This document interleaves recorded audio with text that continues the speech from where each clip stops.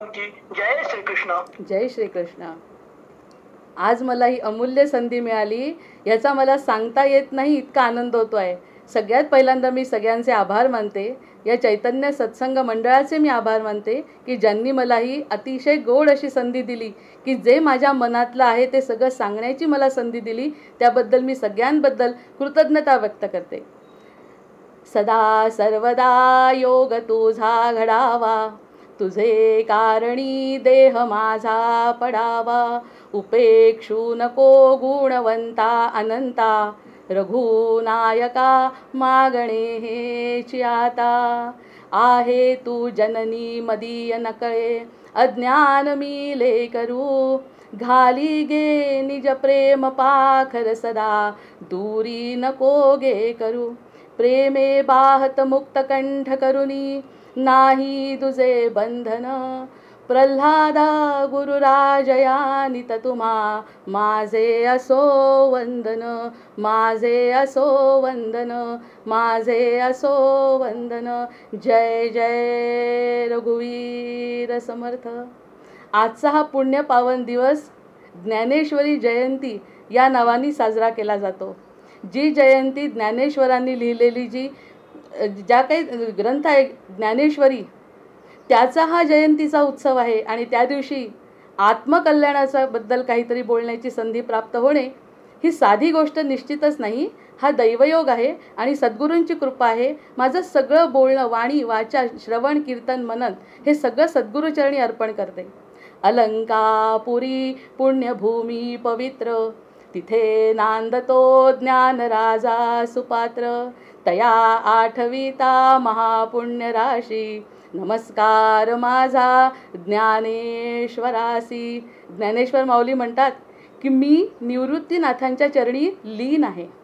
मी दुसरं काय केलं असेल काही माहिती नाही.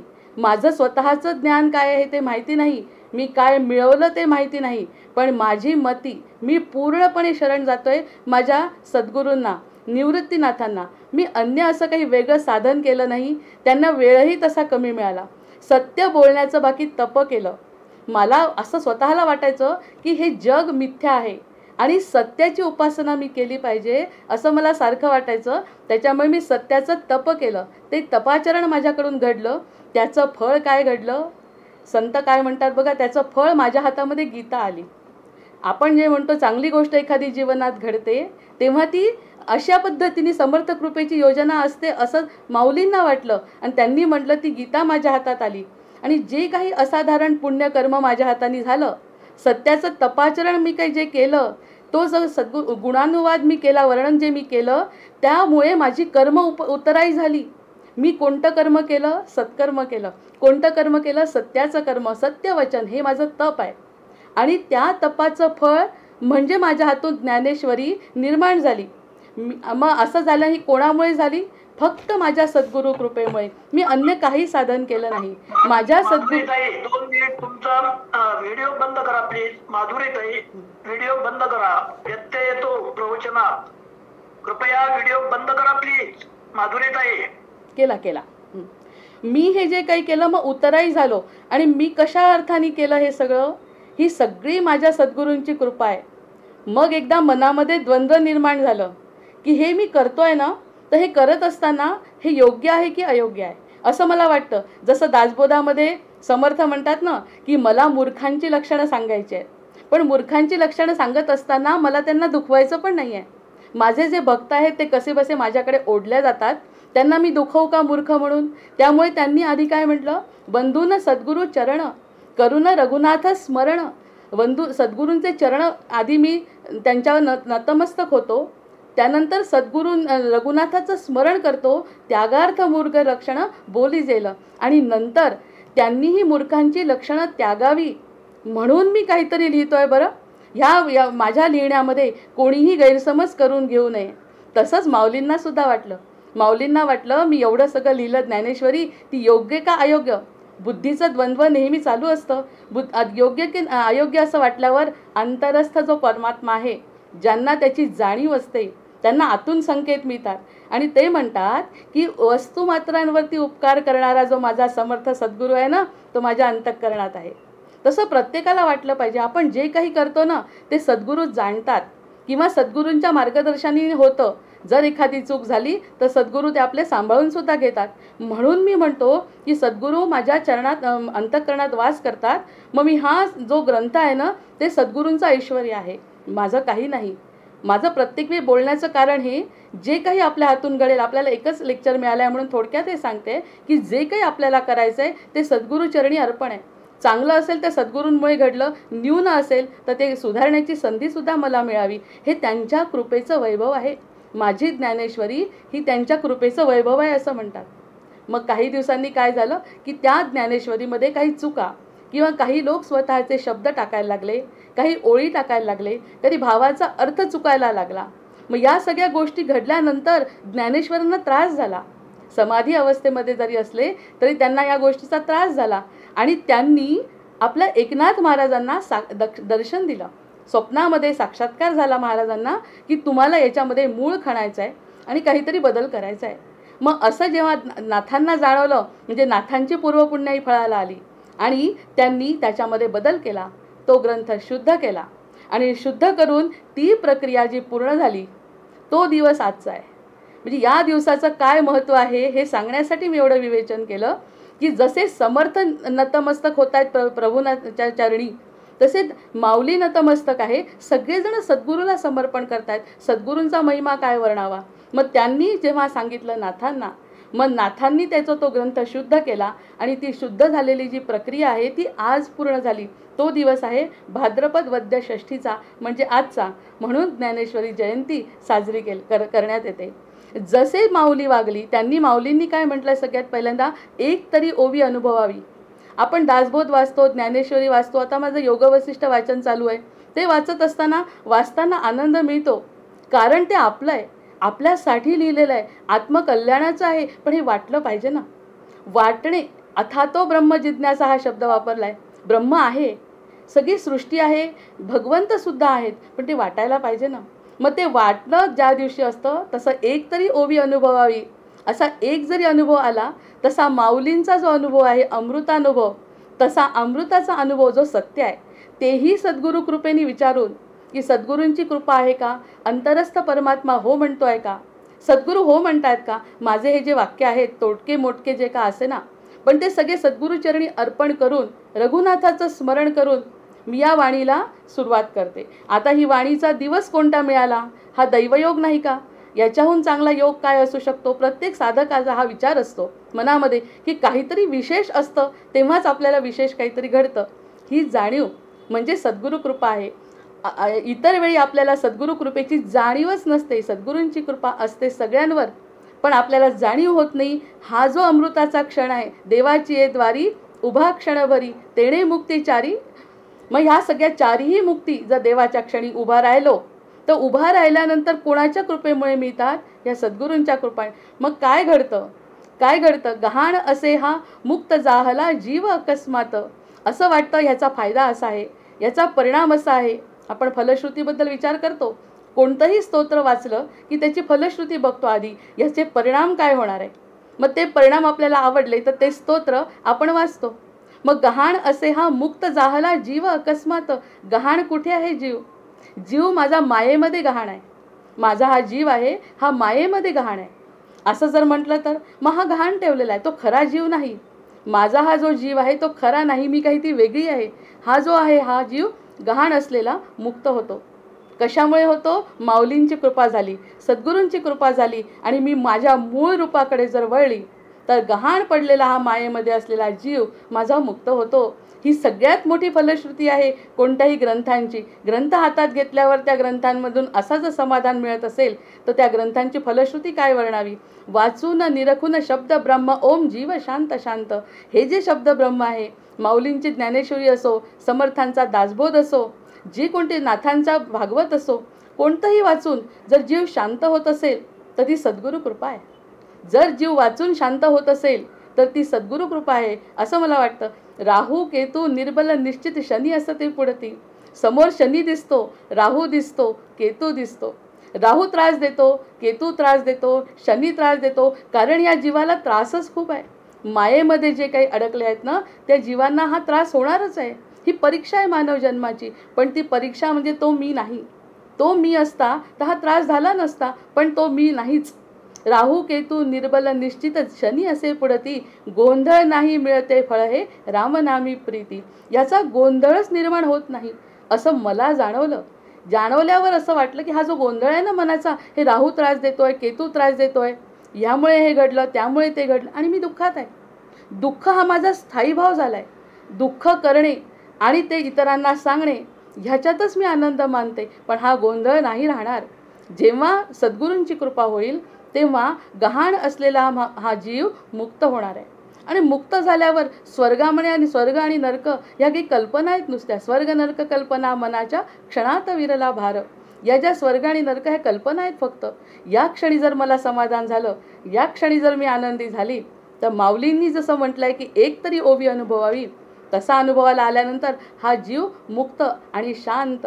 कारण हे परब्रह्म आहे. ही वाङ्मय रूपी जी त्यांची मूर्ती आहे आपल्यासमोर ठेवलेली, ते वाचून जर जाणवलं, कारण पूर्ण आपण निरूपण करतो तेव्हा तर रोज जाणवतच असतं, पण त्याची फलश्रुती सांगावी लागते ना. थोडक्यामध्ये ही फलश्रुती आहे, ह्यानी हा असा आनंद होतो.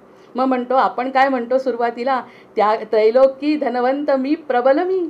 त्रैलोक्यामध्ये धनवंत मी आहे. मी काय म्हणते, त्रैलोक्यामध्ये धनवंत फक्त मीच आहे. कारण माझा जेव्हा मायेचा पगडा असतो, मग तेव्हा आपण म्हणतो त्रैलोक्यामध्ये मी धनवंत आहे, मी प्रबल आहे. त्रैलोक्यामध्ये धनवंत आणि प्रबल माझ्या इतकं मोठं कोणी नाही. विद्याब्धी मी, धीर मी. कारण इतकं शिक्षण घेतलं आहे आणि इतकी संकट मी झेलले आहेत ना, इतके दुःखाचे आघात मी घेतले आहेत ना, की माझ्यासारखी धीरवंत कोणीच नाही. यापेक्षाही जास्त सोसलेले लोक असून सुद्धा आपण आपल्या दुःखाचं भांडवल करतो. आणि हा आपल्या जीवाचा स्वभाव आहे.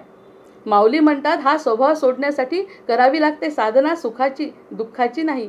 विद्याब्धी मी, धीर मी. धीरवंत आहे, पण चुकीच्या ठिकाणी जीव लावला ना.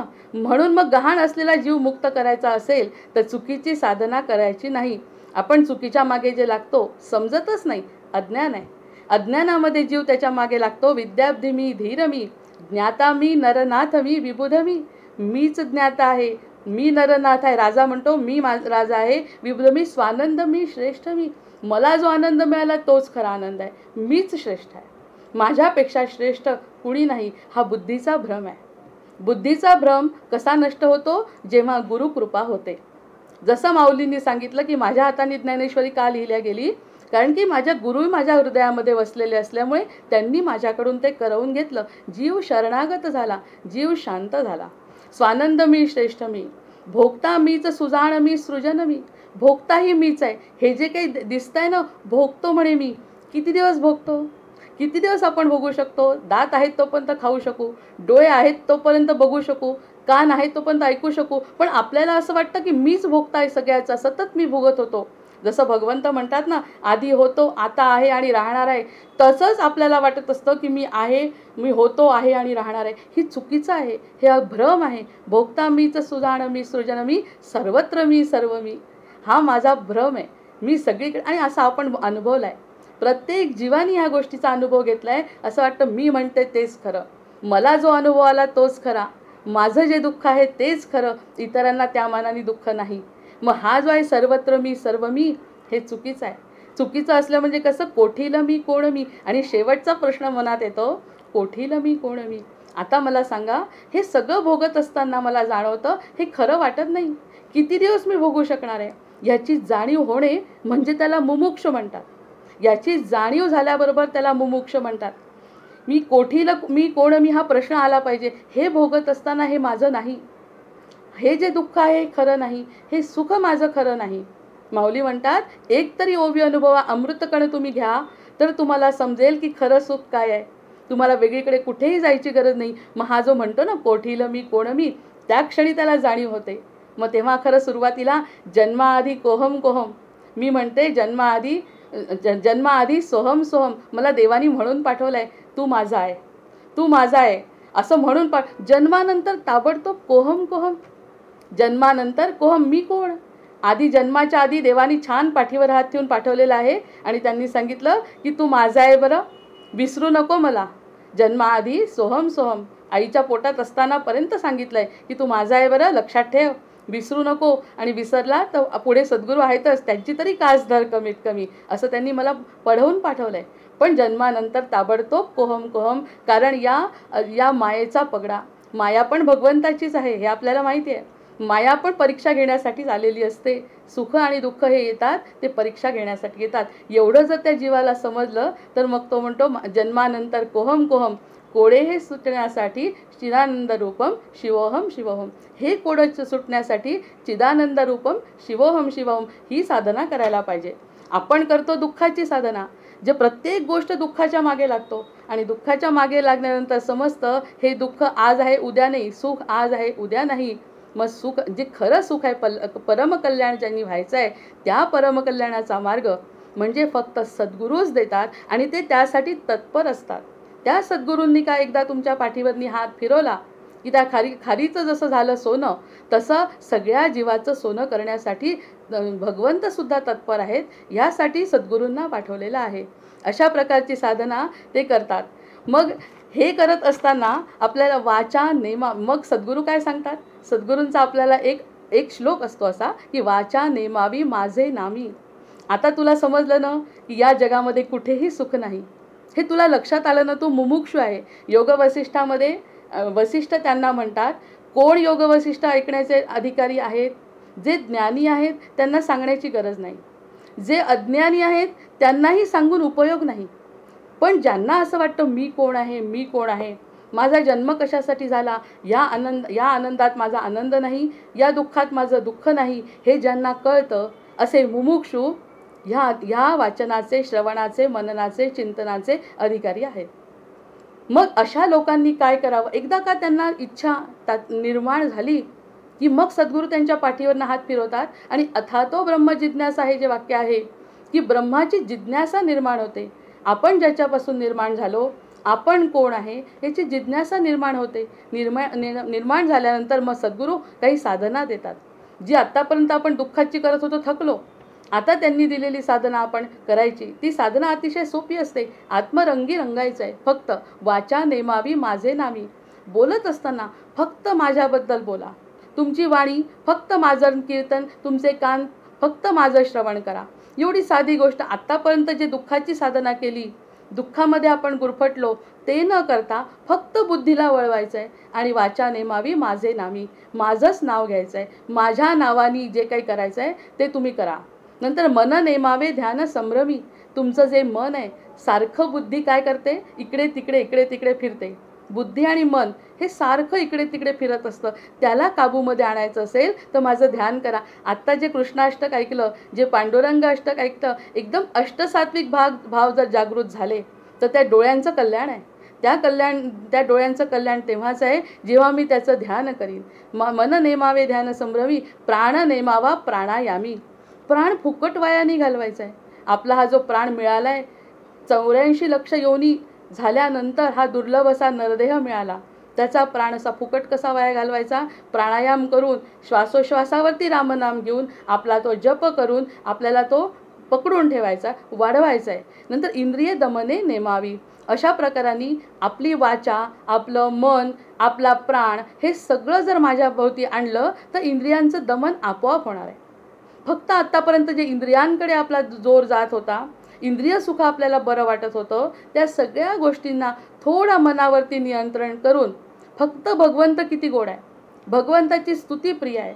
व्यासांनी 18 पुराणं लिहिल्यानंतर ते चिंतित होते. एवढं सगळं चांगलं कार्य, मुमुक्ष असून सुद्धा, भक्त असून सुद्धा, मी तर म्हणते देवाचे अवतार असून सुद्धा त्यांना वाटलं नाही याच्यात माझं सुख नाही. कारण त्यांचं जे चिंतन आहे, भगवंताचं चिंतन करा, कीर्तन करा, त्यांचं यशकीर्ती गान गा. दासबोध वाचल्यानंतर रामाचं गान गा.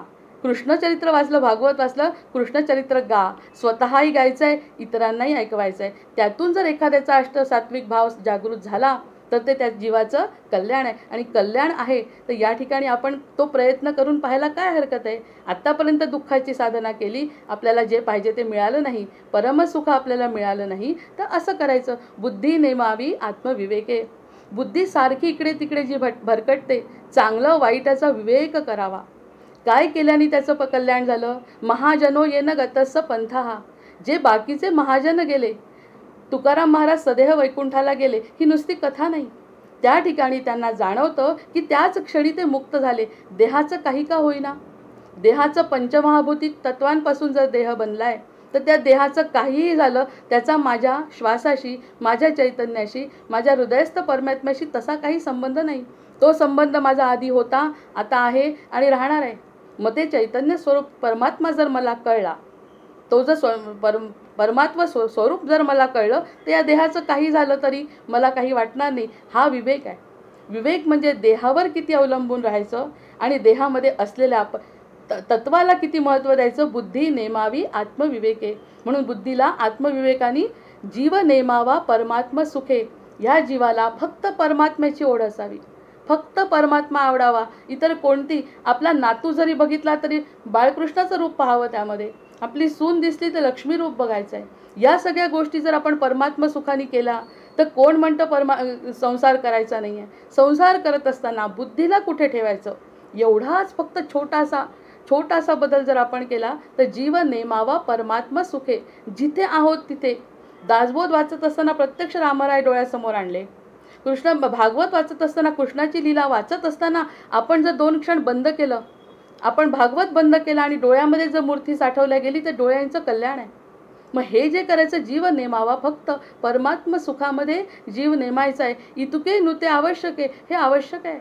आपल्याला श्रेयस आणि प्रेयस माहिती आहे की श्रेयस करत असताना प्रेयसाकडे दुर्लक्ष होत आहे आपलं, जे परमकल्याण आहे. आयुष्य वर्तुळ आहे, वर्तुळामध्ये अर्ध श्रेयसामध्ये आपलं आयुष्य जातं. कळत न कळत अज्ञानामध्ये आपण अर्ध आयुष्य आपण जे करायचं नाही किंवा जे करायला खूप आवश्यक आहे ते करतो. मग ते केल्यानंतर असं वाटतं अजूनपर्यंत आपल्याला शांती वाटत नाही, समाधान नाही. आणि लोक कसे खुश असतात, माऊली कसे काय खुश, तुकाराम महाराज कसे खुश, आमचे महाराज कसे खुश. हे जेव्हा वाटतं तेव्हा लक्षात आलं आवश्यक काय आहे. आवश्यक ते नव्हतं, आवश्यक हे आहे. ते केल्यानंतर इतुके नुते आवश्यके होसी कौतुके मद्रूप. आणि असं जर तू केलं, तुझी बुद्धी माझ्यामध्ये जर स्थिर केली तर मी आणि तू वेगळा नाही. तुला पोटात पाठवलं तेव्हाच सांगितलं तर सोहम, तू आणि मी वेगळा नाही. आपण वेगळं का जाणवतो. आता राम परमात्म्याने जेव्हा जन्म घेतला, कृष्णाने जेव्हा जन्म घेतला, तेव्हा या मायेमध्ये जेव्हा ते आले तेव्हा त्यांना जो त्रास झाला त्या त्रासाच्या ते वर होते. त्रास हा मायेचा घटक आहे आणि मी हा वेगळा आहे. हे जेव्हा प्रत्येक चरित्रातून आपल्याला कळेल तेव्हा मग आपल्याला वाटेल हे आवश्यक आहे. आणि खरंच आपलं आवश्यक केल्या गेलं का आत्तापर्यंत, ह्याची जाणीव होणे म्हणजे सद्गुरू कृपा, दुसरं काही नाही. मग आपोआप वेद समजतात, मग सद्गुरूंचे दासबोध समजतो आणि मग आपोआप समजतं. त्याच्यासाठी काही वेगळे कष्ट करावे लागत नाही. अशी ही सद्गुरू कृपा आपलं कल्याण करणारी आहे. हे एक सद्गुरूंनी जाणवून दिलं आहे की तुझं अस्तित्व आणि भगवंताचं अस्तित्व वेगळं नाही. जेव्हा मला भगवंत आणि मी एक वाटेल तेव्हा त्याच्यातले गुण माझ्यामध्ये दिसतील आणि मी म्हणेल हा जो गुणांचं वर्णन चाललं आहे ना, भगवंता तुझं आहे. जसं माऊलींनी सांगितलं की हे जे काही माझ्याकडून केल्या गेलं आहे ती माझी सद्गुरूंची कृपा आहे. माझी बुद्धी अल्पमती, मायेची बुद्धी काय, मायेच्या बुद्धीने मी काहीच करू शकत नाही. पण तुझी कृपा झाल्यावर काय होतं, तो ज्ञानेश्वरी ग्रंथ झाला आणि ज्ञानेश्वरची पारायण करून लोक मुक्त होत आहे. मग ही मुक्ती कशामुळे, मी ते ओम अक्षर परब्रह्म मला समजलं. कशामुळे समजलं, सद्गुरूंची कृपा. सद्गुरूंच्या कृपेवर तर महिनाभर बोललं तरी कमी आहे. पण थोडक्यात अमृताचा अनुभव जर सांगायचा असेल तर सद्गुरू आपल्याला परम सुख देतात, परम कल्याण करतात. म्हणून दुःख रहे दूर जब सुख की हो साधना.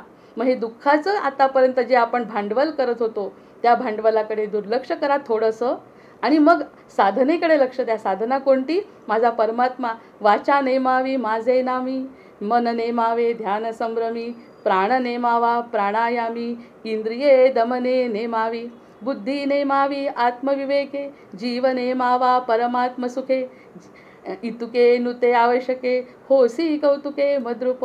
असं जर केलं तर तू आणि मी वेगळा नाही. मग सायोज्य मुक्ती, चौथी जी मुक्ती सांगितली दासबोध 3-4 मुक्ती जी आहे त्यातली सगळ्यात शेवटची मुक्ती म्हणजे तू आणि मी वेगळा नाही. त्या मिठाच्या बाहुलीचं उदाहरण देताना मला ते फार आवडतं की ती 2 बाहुल्या मिठाच्या असतात, त्या सारख्या म्हणतात की मला ना माझे वडील बघायचे आहेत कोण आहेत, मीठ कशापासून निर्माण झालं ते मला बघायचं आहे. तर ते बघायसाठी एका बाहुलीची इच्छा असते आणि दुसऱ्या भावलीला वाटतं ठीक आहे ना, आपण आहे त्याच्यात सुखी आहोत, आपण आहोत त्याच्यात सुखी आहो, म्हणजे ती मुमुक्षू नाही, ती अज्ञानी आहे. एक मिनटं, माझा फोन आल्यामुळे थोडंसं हे, ती सुखी असते अज्ञानामध्ये, म्हणजे एक अज्ञानी जीव आणि एक मुमुक्षू झालाय. मग ती बाहुली म्हणते, अगं मला जाऊ दे, माझे वडील कसे आहे त्यांच्याकडे मला जाऊ दे, ते गेल्यानंतर जो आनंद होईल ना, कारण मी वडिलांची आहे ना शेवटी, त्या वडिलांना मला बघायचं आहे, त्या वडिलांना मला भेटायचं आहे, ही इच्छा म्हणजे मुमुक्षू इच्छा जी सद्गुरू कृपेने होते, ती तिची झाल्यानंतर ती बाजूला किनाऱ्यावर उभी राहते आणि दुसरी उडी मारते. उडी मारल्याबरोबर एक क्षणही लागत नाही की ते मीठ आणि समुद्र एक होतो आहे. मग त्या मीठ आणि समुद्र वेगळा राहिला नाही तर ती काय सांगेल? ती सांगेल काय कोणाला की माझ्यामध्ये काय बदल झाला? ते सांगण्यासुद्धा ती शिल्लक राहत नाही, अशी ते एकत्र होते. ही बाहेरची बाहुली बघत बसते, तिला जो अर्थ काढायचा तो आपण काढायचा. त्या अज्ञानी जीवानी जर नसेल काढला अर्थ, तर आपण थोडंसं सद्गुरू कृपेने काढायचा आणि म्हणायचं त्या दुसऱ्या बाहुलीचं कल्याण झालं, कारण तिने त्याच्यामध्ये सामावली. आपण जर आपला जो श्वास आहे, जे चैतन्य आहे, ते चैतन्य म्हणजे परमात्म्यामध्ये जर विलीन होत असेल, त्या देहाचं काही झालं तरी कोणताही फरक पडत नाही. मग असं जेव्हा कळतं तेव्हा बाकी कृतज्ञता मनी येते आणि आपलं मस्तक नतमस्तक होतं. दुःखात घाबरणे हा आराध्यावर अविश्वास आहे. आपल्या समोर जे दुःख येतं ना, ते दुःखामध्ये जर आपण घाबरून गेलो तर आपल्या आराध्यावरचा अविश्वास आहे असं मला वाटतं. आराध्यांनी जर आपल्याला मुद्दाम जन्माला घातलंय, तू या दुःखात तुला त्रास व्हावा यासाठी नाही. मग कशातही सुख आणि स्थिर राहणे म्हणजे ही कृतज्ञता आहे. आणि सुखामध्ये अहंकार जर झाला तर बाकी आराध्याचा अपमान आहे. आपल्याला माहिती होत्या या गोष्टी. आपल्याला असं वाटतं सुख म्हणजे आमचं आहे आणि दुःख म्हणजे परमात्म्यानी किंवा या मायेने दिलं आहे, असं नाही. जर दुःखामध्ये आपण दुःखी होत असलो तर हा आराध्यावरचा अविश्वास आहे. आणि सुखामध्ये जर अहंकार होत असेल तर हा आराध्याचा अपमान आहे. आराध्याने आपल्याला दिलेलं ती गोष्ट असताना आपण त्याचा अहंकार करतो आणि स्वतःकडे ती गोष्ट घेतो, तर हा आराध्याचा अपमान आहे. आणि कशामध्येही जर स्थिर राहिलं, जसं रामकृष्ण चरित्र आपण बघतो, सुखामध्ये आणि दुःखामध्ये ते स्थिर असतात, ती आराध्याची कृपा आहे. बरं, ह्या 3 गोष्टी समजण्यासाठी सतत कृतज्ञ भाव अंतरी जर निर्माण होत असेल तर ती सद्गुरूंची कृपा आहे. या 4 ओळींमध्ये माझ्या चिंतनिका आहेत, या 4 ओळींमध्ये सगळ्या जीवनाचं सार आहे. जर दुःखामध्ये दुःखी होत असू तर हा आराध्याचा अपमान आहे. आराध्याला अजिबात वाटत नाही आपल्याला दुःख व्हावं. आपल्या आईला असं वाटतं का की आपल्याला दुःख व्हावं? नाही वाटत, शक्यच नाही. होतं दुःख त्याचा तिलाही त्रास होतो, तसाच भगवंताला सुद्धा त्रास होतो. याला दुःख देण्यासाठी मी अजिबात पाठवलेलं नाही, कारण माझा आनंद स्वरूप आहे, तेच याचं स्वरूप आहे हे त्यांनी ओळखावं. मग दुःखामध्ये जर मी दुःख केलं हा आराध्याचा अपमान आहे, आणि सुखामध्ये मी सुख मानलं तर तो त्याचा अपमान आहे. आणि कशातही स्थिर राहत असेल मी, तर ही कृतज्ञता भाव जर राहत असेल तर बाकी भगवंत खुश होतो. आणि हे असं होत असेल ज्याच्या जीवनामध्ये, तो बाकी सद्गुरूंचा प्रसाद आहे असं मला वाटतं. त्यानंतर आता एक साधी गोष्ट म्हणतात आपल्या जीवनामध्ये, मायेमध्ये आपण असं म्हणतो की थांबला तो संपला हे खरे का मानणे. थांबला तो संपला. आपल्या मायेमध्ये ते थांबू नको बरं. काम करत असताना थांबायचं नाही, कष्ट करत असताना थांबायचं नाही, पैसा कमवत असताना थांबायचं नाही. तुझ्या पैशाच्या भरोशावर तू जितकी माया जमवली तितक्या मायेच्या भरोशावरच तुझं अस्तित्व टिकणार आहे असं मायेमध्ये घडतं. की जितका ज्याच्याजवळ माया जास्त, जितकी व्यक्ती सुंदर, त्यावरती त्याचं आयुष्य ठरलेलं असतं. थांबला तो संपला हे खरे का मानणे, थांबला तो जिंकला हेच सत्य मान. हा आमूलाग्र बदल गुरुकृपेमुळे होतो. जो थांबतो ना तोच जिंकतो, हेच सत्य आहे. जो थांबला नाही तो त्याच्या मागे धावत राहिला. कशाच्या? मायेच्या. बरं, मायेबद्दल बोलते. जो मायेच्या मागे धावला, जो खूप बुद्धिवान आहे, बुद्धी किती दिवस टिकणार आहे आपली, त्या बुद्धीचाच करतं, त्यानंतर त्याला शोक होतो की आपली बुद्धी आता भ्रमिष्ट झाली, माझ्या बुद्धीमध्ये आता काही नाही, याचा त्याला त्रास होतो. त्यापेक्षा आधीच जर तो थांबला असता आणि आराध्याला शरण गेला असता तर थांबला तो जिंकला हेच सत्य मानणे. थांबला तो जिंकलाय. आध्यात्मिक क्षेत्रामध्ये जो थांबला, म्हणजे या ठिकाणी थांबून अमृताचा वर्षाव जो होतो आहे, सद्गुरू कृपेचा जो वर्षाव होतो आहे, तो जर समजला तर मायेचा पगडा आपोआप कमी होतो. आणि मायेचा पगडा कमी झाल्यानंतर सद्गुरूची मूर्ती आणि भगवंताची मूर्ती डोळ्यासमोर निर्माण होते. म्हणून थांबला तो जिंकला हेच सत्य मानणे. संपते ते जगत असते, थांबणे हे चूक की. जे थांबतं ना ते जगत असतं. कारण माझा देह थांबला, आणि माझा देह जेव्हा संपतो तेव्हा जगत संपलंय, मी थोडी संपली आहे. थांबले हे जगत असते, थांबणे हे चूक की. म्हणून त्या ठिकाणी चूक म्हटलंय त्याला. जिंकणे हे शक्य केवळ थांबलो कोठेतरी. मी जिंकीन केव्हा? ज्यावेळी मी कुठेतरी थांबीन. ह्या मायेचा पगडा माझ्यावरचा जेव्हा थांबीन तेव्हा कोहमचा मला उत्तर मिळेल. मी कोण आहे हे केव्हा घडेल? हे सगळं माऊलींनी आधीच सांगून ठेवलं आहे. एक तरी ओवी जर अनुभवली तर या दिवसाचं सार्थक झालं. आणि आनंदी मन आणि सुदृढ शरीर आणि आध्यात्मिक श्रद्धा या 3 गोष्टी असतील. आनंदी मन म्हणजे आपण याचा एक क्रायटेरिया लावायचा आहे. प्रत्येकाकडे बघायचा, हा सतत आनंदी असतो का? तर आनंदी मन, सुदृढ शरीर आहे त्याचं, शरीराकडे सुद्धा लक्ष द्यायचं आहे. समर्थ तर शरीराकडे, देहाकडे या दृष्टीने बघतात की देह आहे तोपर्यंतच आपली प्रगती होऊ शकते आध्यात्मिक. कारण देह नसेल तर आपण त्या गोष्टीकडे दुर्लक्ष करतो. म्हणजे सुदृढ शरीर आणि आध्यात्मिक श्रद्धा या 3 गोष्टी म्हणजे अमृत मिळणे होय. हे समजायला पाहिजे. फक्त एकदा का ती गोष्ट समजली की बाकी सगळं भगवंत आपल्याकडून करवून घेतात असं स्वतः माऊली म्हणतात. मग तोच धागा घेत जसं ब्रह्माला सांगितलं, ब्रह्मदेव आणि विष्णूंचा संवाद आहे. मला तर कितीतरी गोष्टी आठवतात त्याच्यात. ब्रह्मदेव आणि विष्णूंनी ब्रह्मदेवाची ज्या उत्पत्ती केली त्याला सांगितलं तू जगाची निर्मिती कर. आणि जगाची निर्मिती करायला सांगितल्यावर त्याच्या मनात प्रश्न आला ब्रह्मदेवाच्या की मी समजा उत्पत्ती केली आणि माझ्या मनात जर अहंकार झाला तर मग काय करू मी? कारण मीच निर्माता आहे म्हटल्यावर माझ्या मनात अहंकार येणार, जसा आम्हाला येतो. प्रत्येक जीवाला अहंकार येतो. एखादी गोष्ट आपल्याला जमली की त्याचा अहंकार येतो. मग ब्रह्मांनी त्याचंही उत्तर आपल्यासाठी ठेवून दिलं आहे. तो म्हणाला देवा मला जर अहंकार झाला तर मी काय करू? त्यावर विष्णू म्हणाले, तेव्हा चतुश्लोकी भागवत सांगितलं, त्याचा अहंकार तुला या चतुश्लोकी भागवत म्हणजे तुझ्या तपाचं हे फळ आहे. आणि हे तुला सांगतो आणि आशीर्वाद देतो की तुला असा कोणत्याही प्रकारचा अभिमान होणार नाही. मग याची हमी स्वतः विष्णूंनी ब्रह्मदेवाला दिली आहे. मग असं ब्रह्मदेवाचं जे तत्त्वज्ञान आहे चालत आलेलं ते जर आपण ऐकलं तर मग आध्यात्मिक श्रद्धा मिळते. आध्यात्मिक श्रद्धा मिळाल्यानंतर जे काही घडतं तो अमृताचा अनुभव मिळतो. मग त्यांनी म्हटलंय आनंदी मन जर प्रत्येकाचं दिसत असेल तर बाकी समजायचं की या ठिकाणी गुरुची कृपा आहे. कारण या मायेमध्ये या सगळ्या गोष्टी जेव्हा घडत असतात तेव्हा सुख समाधान नसतं. आपण नेहमी दुःखात होरपळत असतो आणि नुसतं आपल्याजवळ जे आहे तेच इतरांना देत असतो. देत असताना आपल्याला फुशारकी मारत असतो, हे दुःख माझं किती जास्त, इतकं जास्त तर तू कधीच भोगलं नाही जितकं मी भोगतो, इतका मी धीर आहे असं म्हणत असताना एक प्रकारचा तो अहंकार असतो की मी इतकं भोगलं आहे. म्हणजे दुःखाचाही अहंकार, सुखाचाही अहंकार, या सगळ्या गोष्टींना टाळून एक वेगळ्या स्थितीमध्ये निर्माण जर झालं तर ते आपल्याला अमृत मिळत आहे असं त्यांचं म्हणणं आहे. संकट म्हणजे अनुभव. आता माझ्या दृष्टीने जर विचार केला, संकट हा अनुभव आहे. विचार करून बघा या गोष्टीचा. जर हे संकट आलं आहे ना तर हा अनुभव आला आहे माझ्यासाठी, माझ्या प्रारब्धाप्रमाणे. माझ्या प्रारब्धाप्रमाणे हे जे संकट आलं आहे, बरोबर आहे ना, प्रत्येकाला वेगळं संकट आहे. दुःख एकच असलं सगळ्यांचं, दुःख सगळ्यांना होतं पण संकट वेगवेगळी असतात. कोणाला आर्थिक असतं, कोणाला कशाचं संकट असतं. पण तो प्रत्येकाचा अनुभव समजावा. तो इतरांशी बोलण्याची सुद्धा गरज नाही. हा जो अनुभव आला संकटाचा तो गुरुजवळ बोलायचा आहे. गुरूंजवळ बोलल्यानंतर तो अनुभव समजायचा आहे. अनुभव संपल्यानंतर संकटामध्ये जे धैर्य असतं ना, त्या संकटामध्ये म्हणजे मी भगवंताचं अस्तित्वच दाखवते आहे प्रत्येक वेळी, जे आपल्याला जाणवू शकतं. बरं, संकटातील धैर्य म्हणजे ईश्वरी शक्ती आहे. कोणत्या शक्तीने मी या संकटावर मात केली? मी स्वतः करू शकते. एखादी गोष्ट जेव्हा दुःख होतं तर रडण्याशिवाय माझ्या हातात काही राहत नाही. पण मोठी मोठी संकट जेव्हा पार करते ना मी, तर ती कोणती शक्ती असते? ती दैवी शक्ती असते. ती शक्ती कुठे असते? माझ्या अंतरंगात असते. त्या अंतरंगात ती शक्ती एकदा कळली ना की तोच तर भगवंत हृदयस्थ आहे.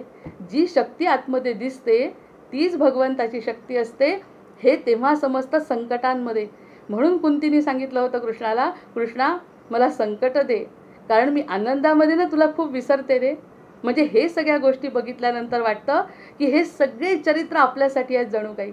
मग त्यांनी म्हटलं होतं मला का बरं संकट दे? कारण संकट आलं की कृष्णा तू माझ्या डोळ्यासमोर उभा राहतो रे. सुखामध्ये तरी एक वेळ मला असं वाटतं की हे सुख आहे ना ते मी भोगू, पण भोगत असताना दुःख जेव्हा तू दिसतो ना, ती शक्ती तू कृष्णा ती मला दे. मला सुख नको, मला दुःख दे. पण आपण निदान दुःख दे म्हणणार जरी नाही, आपला जीव इतका मोठा नाही जितका कुंतीचा आहे. पण आपण एवढं तर म्हणू शकतो की हे ही जे दुःख आलं आहे ना ते फक्त अनुभव आहे बरं माझ्यासाठी, मी नाही तो. मी म्हणजे ते दुःख म्हणजे मी नाही. आणि ते संकट, आता हे जे धैर्य मिळालं आहे संकट सहन करण्याचं, ते म्हणजे ईश्वरी शक्ती.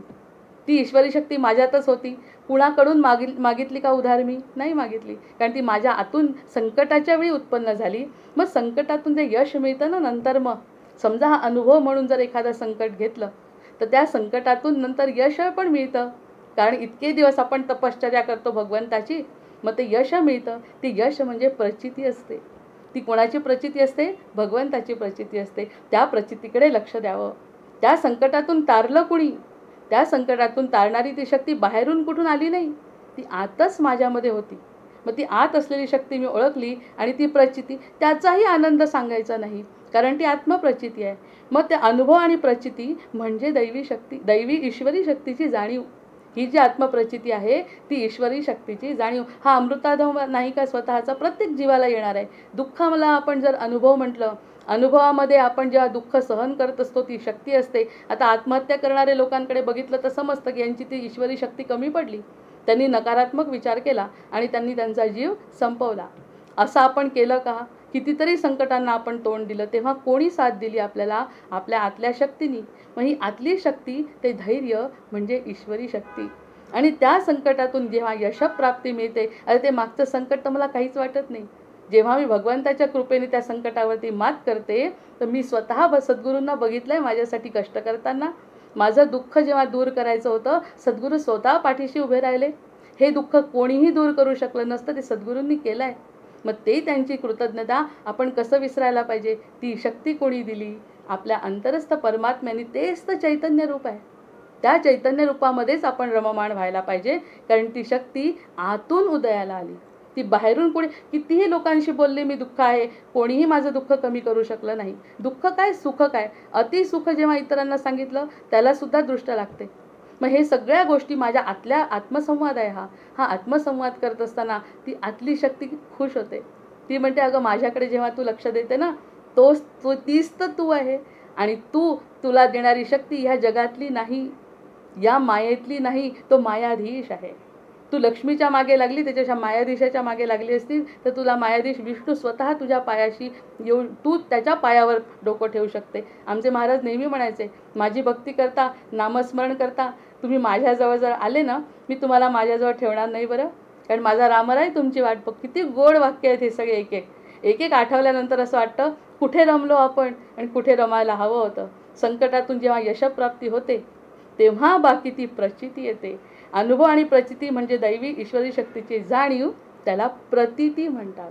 आणि ती प्रतीती असते कोणाची? आपली स्वतःची. आपण म्हणायचं तेव्हा महाराज प्रबोधामध्ये म्हणतात, यत्न कसून करीन मी, यश दे रामा न दे तुझी सत्ता. जेव्हा मुमुक्षु होतो, जो भक्त होतो ना, तो असं कधीच म्हणत नाही हे झाल्यामुळे मला शांती वाटते, ते झाल्यामुळे मला तू जसं ठेवशील तसा मी राहणार आहे. याच्यातच खरं सुख आहे. म्हणून मी म्हटलं, थांबला तो संपला, हेच सत्य मान्य का? जो थांबतोय, सद्गुरूंच्या चरणाशी लीन होतो, त्याच्यानंतर आपलं आयुष्य आमूलाग्र बदलतं. हा माझा नाही, संतांचा अनुभव आहे.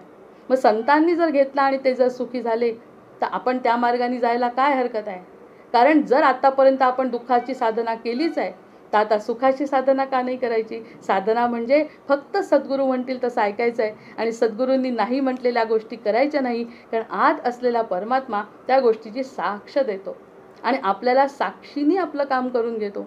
तुमचं कोणतं काम होत नाही मला सांगा, मी तुमचं काम करून घ्यायला तयार आहे. यत्न कसून करीन मी, यश दे रामा न दे तुझी सत्ता. हाची सुबोध गुरूंचा, मानावा राम सर्वदा करता.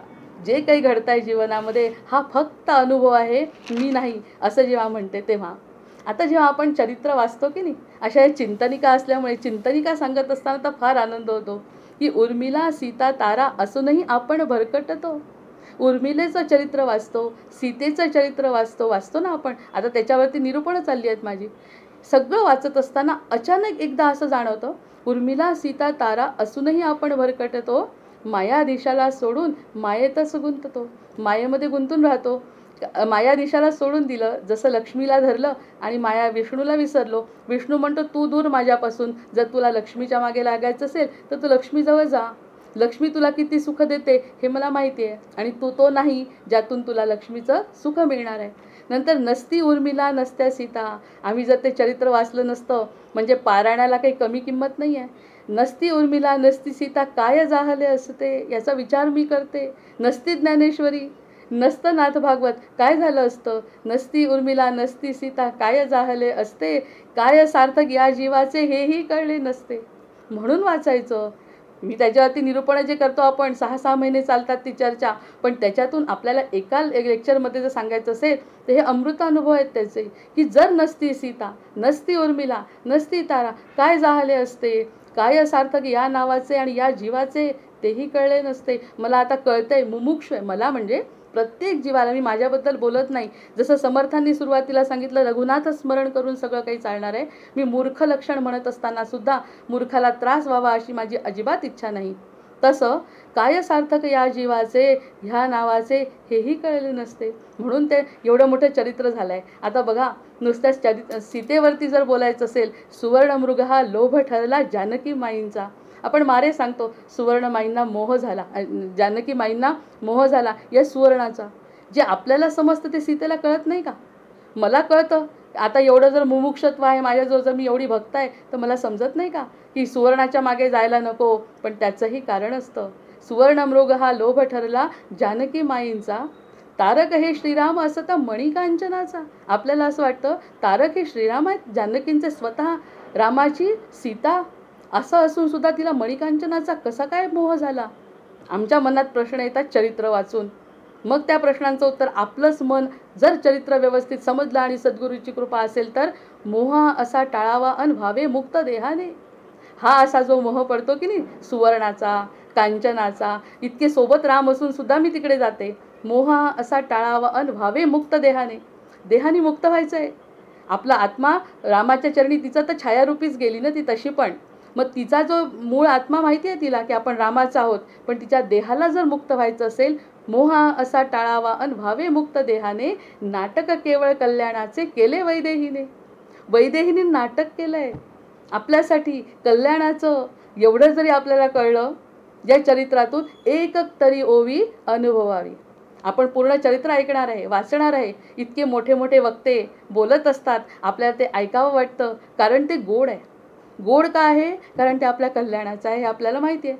मग का केलं जानकीनी? उर्मिला सीता नसत्या तर काय झालं असतं, ह्या जीवाला कळलंच नसतं सार्थक म्हणजे काय. म्हणून ही चरित्र आहेत सगळी. आणि चरित्र वाचत असताना जर अष्टसात्विक भाव दाटून आले, प्रत्यक्ष भगवंत आपल्याशी बोलू लागले असं जर वाटलं, तर त्या क्षणी पोथी हातातून पडली तरी चालणार आहे. इतकं ते परम कल्याणाचे ते सगळे आपल्याजवळ करून ठेवलेत माऊलींनी. हे सगळं वाचत असताना प्रत्येकाच्या मनात हा भाव जागृत व्हावा, तर मग हे सगळं फलश्रुती मिळणार आहे. आणि ही फलश्रुती म्हणजे हे अमृतकण आहे. अमृतकण जेव्हा मिळतं ना माणसाला, तेव्हाचा जो आनंद आहे, जर त्या तुकाराम महाराजांना कसं वाटत असेल, आपल्यालाही वाटतं किती चुका केल्या आतापर्यंत. चुका म्हणजे त्या चुका नाही, मायेमध्ये रमणं ही चूक नाहीच आहे आपली, पण चुकत असताना तेच फक्त जीवन आहे असं वाटणे ही चूक आहे. म्हणून नाटक केवळ कल्याणाचे केले वैदेहीने. सजल नेत्र हे चिंब जाहले, ताबडतोब सजल नेत्र हे चिंब जाहले, नुरले काही आत. आता माझ्या आतमध्ये काही शिल्लक नाही, फक्त भगवंत. त्यांनी सांगितलं ना, वाचनी फक्त भगवंताचं स्मरण करा, मनाने फक्त भगवंताला स्मरा, वाचनी फक्त भगवंताबद्दल बोला, कानाने फक्त भगवंताचं श्रवण कीर्तन करा, तर सजल जाहले, सजल नयन हे चिंब जाहले, नुरले काही आत. एकदा काही अश्रुधारा व्हायला लागल्या की गंगेचा अभिषेक जणू देवताच्या पायावर होतो. मग निरभ्र झाले हृदय पूर्ण, हे जाहली मात जाहली मात. मी विजयी आहे, मी विजयी झाली. माझा विजय कशात आहे? माझं मला कळलं. आत्मसुखाय याच्यासाठीच मला त्यांनी पाठवलं. मला म्हणजे प्रत्येक जीवाला भगवंतानी या पृथ्वीवर कशासाठी पाठवलं आहे? तू कोण आहे ते ओळख. मग एकदा का माझ्या डोळ्यातून फक्त पाणी आलं? माझ्या डोळ्यातून भगवंतासाठी पाणी येणं याच्यासारखा अभिषेक कोणता? असं जर घडत असेल, आणि हे माऊली म्हणतात असं घडावं, एक तरी ओवी अनुभवावी प्रत्येक भक्तानी. आणि योगवसिष्ठामध्ये सांगितलंच आहे त्यांनी की कोणासाठी आहे हे सगळं सांगणं. योगवसिष्ठ म्हणा, ज्ञानेश्वरी म्हणा, दासबोध म्हणा, हे मुमुक्षूंसाठी आहे. मला वाटतंय मी कोण आहे मला कळत नाही आहे, मला का सुख मिळत नाही कळत नाही, कारण सुख मायेमध्ये नाहीच. मायेमध्ये कसं करायचं? नांदतो राज्यात तीर्थी कमलपत्रासारिका. या राज्यामध्ये, या मायेमध्ये मी कसं नांदायचं आहे. जसं कमलपत्र त्याच्यावरती पडलेला थेंबसुद्धा तो आपल्यामध्ये घेत नाही, तसं मला माझं हे मिळालेलं विहित कार्य करायचं आहे.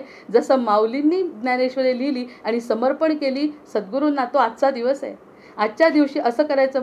मग विजयादिशमी मुहूर्त उत्तम, अशासाठी जो मुहूर्त असतो तो वाट पाहणे. आता या ठिकाणी एखाद्या वेळेस असं वाटतं आपल्याला की वाट बघावी लागते, आपल्याला खूप खूप वाट पाहावी लागते, इतकी कष्ट करते आहे मी, पण वाट का बघावी लागते, तर ती म्हणजे श्रद्धा आहे आपली. वाट नाही बघता बाकीचे लोक काय करतात, चुकीचा अर्थ काढतात, चुकीच्या मार्गाला लागतात, ते आपल्याला गृहीत धरायचं नाही आहे. वाट पाहणे म्हणजे श्रद्धा आहे, आपली श्रद्धा आहे आपल्या सद्गुरूंवर, म्हणून तर आपण वाट बघतो. नाही तर वाट न बघता आत्महत्या करणारे लोक आपण बघतो. आत्महत्या करायची नाही, आपण कोण आहे हे ओळखायचं. हे वाट बघत असताना जे आपण करतो ती श्रद्धा आहे, ती श्रद्धा आहे. आणि श्रद्धा म्हणजे काय? मग श्रद्धा म्हणजे तू माझं कर देवा, हे मी तुला देते, तू मला दे, असं म्हणणं म्हणजे हा व्यवहार आहे. या व्यवहाराला भगवंताच्या लेखी काहीही किंमत नाही. त्यांनी म्हणलं श्रद्धा म्हणजे समर्पण. मी समर्पित झाली पाहिजे, आधी माझं समर्पण, आणि मग त्याच्यावरती मग तो जसं मानावा राम सर्वदा करता, तो जे करेल ते करू देत. दुःखांचा डोंगर का कोसळूनी पडो हे आकाश, आणि काची वासन पाहू, मला काही फरक पडणार नाही. म्हणजे वाट पाहणे म्हणजे श्रद्धा. श्रद्धेवरती आपण आता बोललो, आमची श्रद्धा आहे म्हणून वाट पाहू शकतो. दुसरा कोणीही वाट बघणार नाही, स्वतःची बुद्धी चालवून चुकीचं काहीतरी अकल्याण करून घेतो. आपलं कल्याण जर व्हायचं असेल तर भगवंतावरती श्रद्धा ठेवायची आहे. श्रद्धा म्हणजे समर्पण, आणि समर्पणातच भक्ती असते. आता हे सगळ्यात महत्त्वाची गोष्ट. भक्ती म्हणजे आपल्याला वाटतं मी हे देतो, मी ते देतो, एवढंच नाही. माझा हा आत्मसमर्पणाचा भाव भगवंताला आवडतो. आत्मसमर्पणातच भक्ती असते बरं. आणि भक्ती म्हणजे प्रेम, भगवंताबद्दल प्रेम. मग त्यांनी सुरुवातीला काय सांगितलं होतं आपल्याला? वाचा माझ्यासाठी वापरा, श्रवण माझ्यासाठी वापरा. म्हणजे किती हा स्वार्थी आहे. त्याच्यावरती पण मी एक चिंतनिका लिहिली आहे, किती स्वार्थी आहे भगवंत, तो खूप गोड आहे. समर्पणातच भक्ती. भक्ती म्हणजे प्रेम, प्रेम म्हणजे भाव. भाव असेल डोळ्यातून पाणी आले, सजला नयन हे चिंब जाहले, नुरले काही आत, निरभ्र झाले हृदय पूर्ण, हे जाहली मात माझीच माझ्यावरती मात झाली आणि मी भगवंताची झालो. मग प्रेम म्हणजे भाव, आणि भाव तेथेच देव. बाकी दुसरीकडे कुठेही देव आपल्याला शोधून सापडणार नाही. हे सत्यवचन आहे भगवंताचं. भगवंत म्हणतो, सुरुवात पहा कशी झाली. वाट पाहायला लागली, आपल्याला दुःख झालं, सुख झालं, आपल्याला वाटतंय की भगवंत कुठे आहे. मग आपण ती श्रद्धेने वाट पाहतो, भगवंता आता तरी धाव रे. अजूनही इतके दिवस वाट पाहिजे. शबरीचं चरित्र आपण वाचलंय, कितीतरी चरित्र माझ्या डोळ्यासमोर असे उभे राहतात जेव्हा बोलते.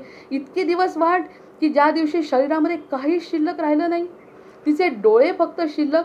तर तो कावळा खायला आला, तिचे डोळे.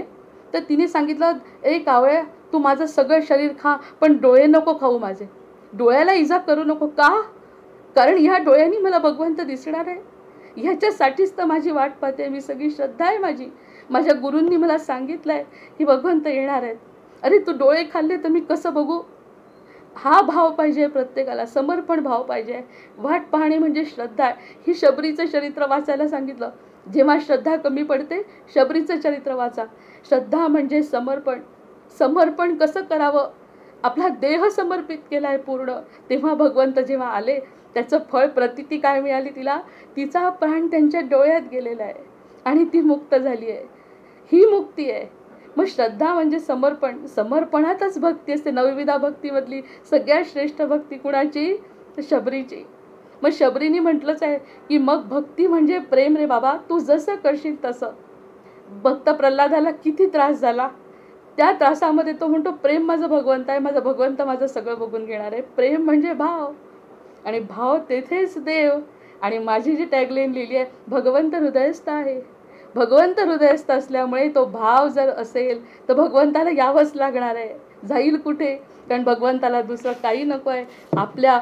मग मी बाकी भगवंताला रागवलं आणि त्याला म्हटलं, बाबा रे, इतका भाव असून सुद्धा कसं काय शक्य आहे? तर तो म्हणतो, येणार, ती श्रद्धा ठेव. आणि तो जर श्रद्धा असेल तर प्रत्येक भक्ताला मी दर्शन देणार आहे. अगदी मूळ स्वरूपामध्ये जसं विश्वरूप दर्शन झालंय तसं कर. हे वेळ झाली का आपली? हो ताई, वेळ झाली. 5:02 झाले. बरं वेळ झाली नाही. बरं. मग मी माझं हे नको म्हणू ना?